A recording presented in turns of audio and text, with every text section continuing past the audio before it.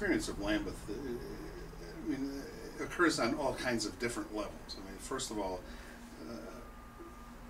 it was somewhat overwhelming to know that I was part of an event that's an historic event. Not just because of the conflict in the Anglican Communion, but because the Communion is a worldwide communion and has impact on peoples everywhere. The conversations that we were having will have a large impact on people around the world. And so that part was somewhat overwhelming. Secondly, I think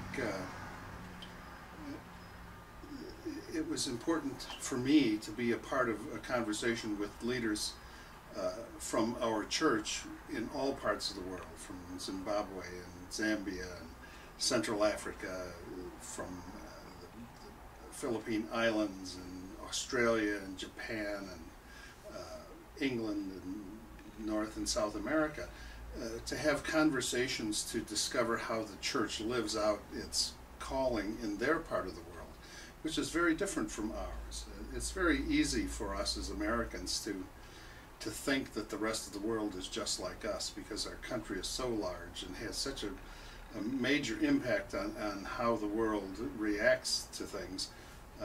It's easy to lose sight of the fact that others live in entirely different contexts than we do. And so that was both very interesting and sometimes wrenching to hear the stories of bishops from other parts of the world who live in environments that are considerably more hostile than ours.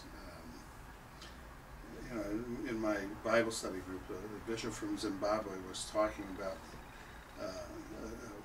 a member of one of the congregations that he serves as bishop, who had written a letter to the government to not complain, but to simply let the government know that this person was having difficulties with government policies, and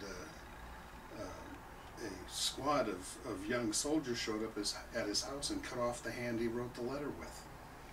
And the bishop was trying to minister to this person who's no longer employable because he can't write, he has only one hand. And so in many ways it makes some of the problems that we face in the American church look quite small by comparison. Some of the time it was difficult. It was difficult to hear our church criticized by bishops from around the world for various actions. Sometimes it was invigorating, as we heard stories of calling and success in other parts of the world, and knew that somehow we played a part in that. So it was a very mixed experience for me. It was enjoyable. I enjoyed being in England. The weather was fabulous. It only rained once or twice all the time we were there. It was overwhelming to worship in the ancient cathedral, for the opening service, to be a part of the procession of 670 bishops, all dressed in convocation robes, red and white, processing endlessly into the cathedral.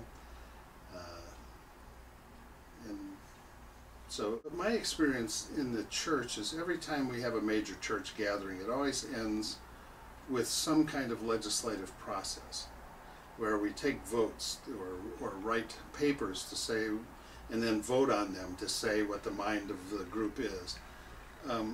So I have no experience of being a part of something that was purely conversational. This Lambeth conference was very different from the previous two Lambeth conferences in that there was no legislation. There was only conversation around specified issues, but just conversation. And in the end, the paper that was issued was simply a reflection of those conversations. Nobody took a vote on it. And so I think that for me, I'm a little disoriented because I'm not able to bring the kind of closure I'm used to that Lambeth conference.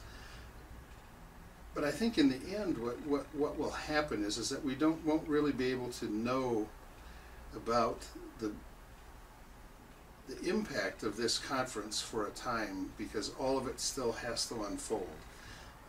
In the closing Eucharist at Canterbury Cathedral, the Archbishop of Canterbury, in his sermon, reminded us that that what will make what happened at Lambeth real in the lives of the people we serve is that we take it home and make it incarnate, that we put flesh on it, that we make it real and present where we live, and that in fact will be the final judgment of the benefit of the Lambeth Conference, is how it gets lived out in the people that we serve. And so it's hard to say. I didn't get to vote on anything. Not that I mind that so terribly, but it's just going to take a while I try to live into a new way of seeing things, which is a non-legislative way. I felt very good at the end of the conference. I felt very good about the reflection paper. I thought it was very representative of what had gone on and of the conversations that we had held with one another. Clearly, the Anglican Communion is not of a single mind on almost anything, and yet, again, very clearly in the reflection paper, there's a commitment for us to stay together as the Anglican Communion, to try to the best of our ability to be one. Overall, as a group, we were truly committed to having honest conversation and dialogue about the issues that we all face in this communion. I say it was a humble position because we were there to learn, to hear the stories of bishops who live in other parts of the world, telling us about their experience of the gospel in the places where they live, and sharing our perspective, but not in a paternalistic way, in the way that learners share with one another.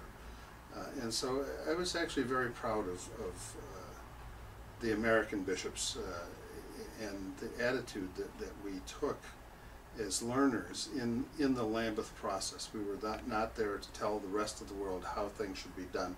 We were there to learn from one another, and I think that as the ramifications of the Lambeth Conference unfold throughout the next year, I think that that's one of the things that we will hear from every quarter, was how much we were given by the bishops of the rest of the communion, the gifts that they gave to us in sharing with us their perspectives, their lives, the things that they experienced.